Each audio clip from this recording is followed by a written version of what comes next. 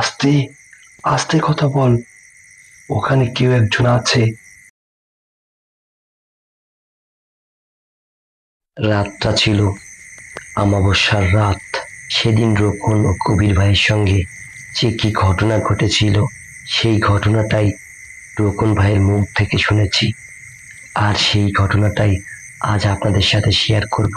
সেদিন রাতে রোকন ভাই এবং তার ছোট ভাই কবির যখন মাঠে মাছ মারতে যায়, সেদিন রাতে তাদের সাথে ঘটেছিল এক ভৌতিক কাহিনী, ভয়ঙ্কর এক ঘটনা। আর সেই ঘটনাই রোকন ভাই যেভাবে বলেছিল, আমরা ঠিক সেভাবেই আপনাদেরকে দেখানোর চেষ্টা করব।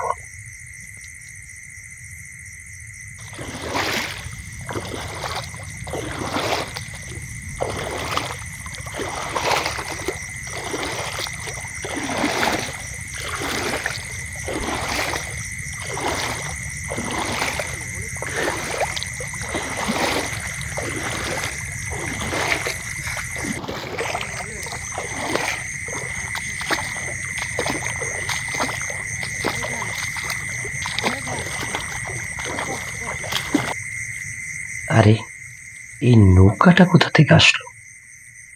এত সময় তো এই নৌকাটা এখানে ছিল না।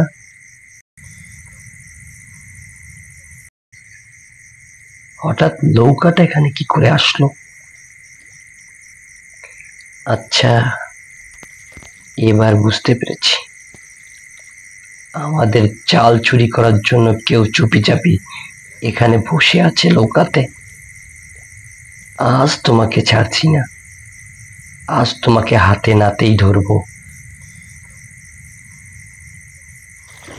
রোকন ভাই কোনো কিছু বুঝতে না দিয়ে নিজের কাজ সেরে তাড়াতাড়ি সে একটা দ্রুত অবস্থান নিয়ে সেখানে দাঁড়িয়ে থাকে তার ছোট ভাইয়ের জন্য।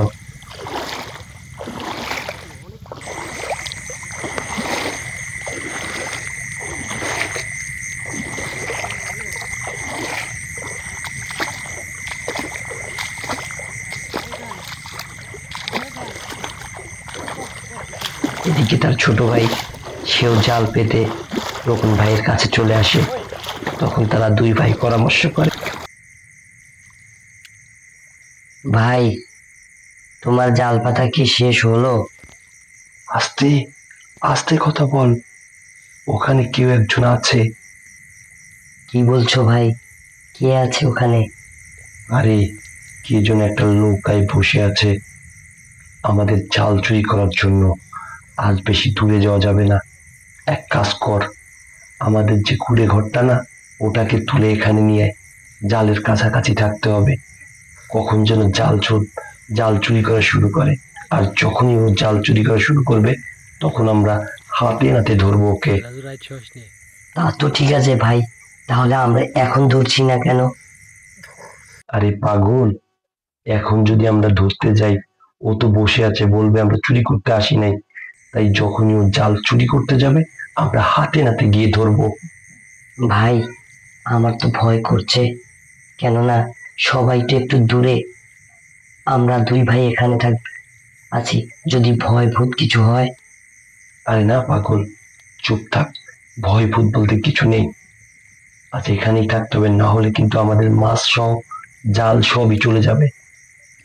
আচ্ছা চলো, তাহলে দুজনে ধরে আমাদের কুঁড়ে ঘরটা এখানে নিয়ে আসি। ঠিক আছে, চল, তাড়াতাড়ি কর।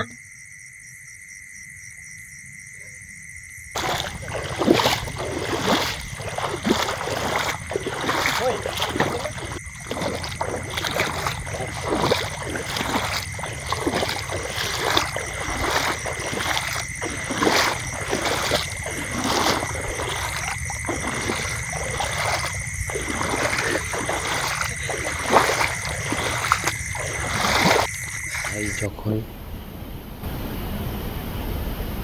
তাদের কুঁড়ে ঘরের ভিতরে যায়, তখনই শুরু হয় বিভিন্ন রকম ভৌতিক ঘটনা। হঠাৎ পানির শব্দ,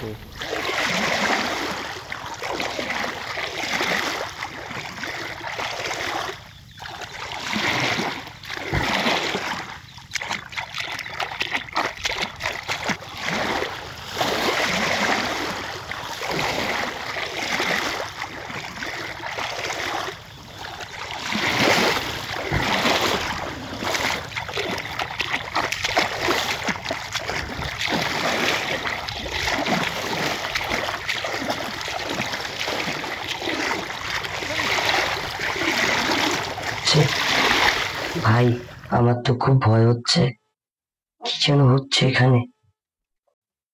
আরে চুপ করে বসে থাক, কিচ্ছু হবে না, আমি আছি তো এখানে। চুপ করে বসে থাক, শব্দ করিস না।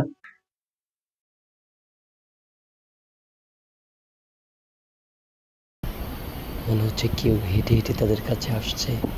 তারা দু ভাই ভয়ে, তো অবস্থা তাদের খারাপ। এরই মধ্যে বিভিন্ন প্রকার আলো খেলা করতে শুরু করে। তারপরেই একটু চুপচাপ থেকেই সেই নৌকাটা তাদের দিকে আসতে থাকে।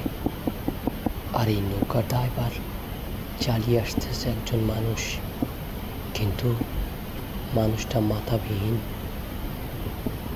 সে সুন্দরভাবে নৌকা চালিয়ে তাদের কাছে আসছে।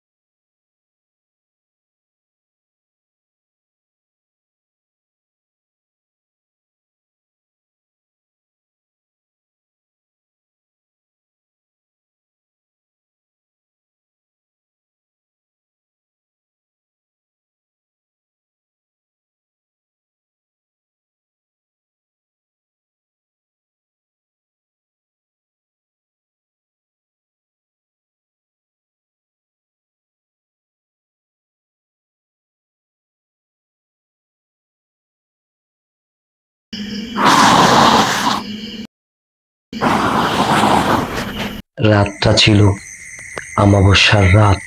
সেদিন রোকন ও কবির ভাইয়ের সঙ্গে যে কি ঘটনা ঘটেছিল, সেই ঘটনাটাই রোকন ভাইয়ের মুখ থেকে শুনেছি, আর সেই ঘটনাটাই আজ আপনাদের সাথে শেয়ার করব। সেদিন রাতে রোকন ভাই এবং তার ছোট ভাই কবির যখন মাঠে মাছ মারতে যায়, সেদিন রাতে তাদের সাথে ঘটেছিল এক ভৌতিক। আশা করি আপনাদের ভালো লেগেছে। বন্ধুরা, যদি আমাদের গল্প আপনাদের ভালো লেগে থাকে, অবশ্যই আমাদের লাইক কমেন্ট দিয়ে সাহায্য করবেন, এবং আপনাদের কাছে যদি এরকম কোনো গল্প থাকে আমাদেরকে জানাবেন। আমরা চেষ্টা করব সেই গল্প দিয়ে 3D মুভি তৈরি করার আপনাদের জন্য।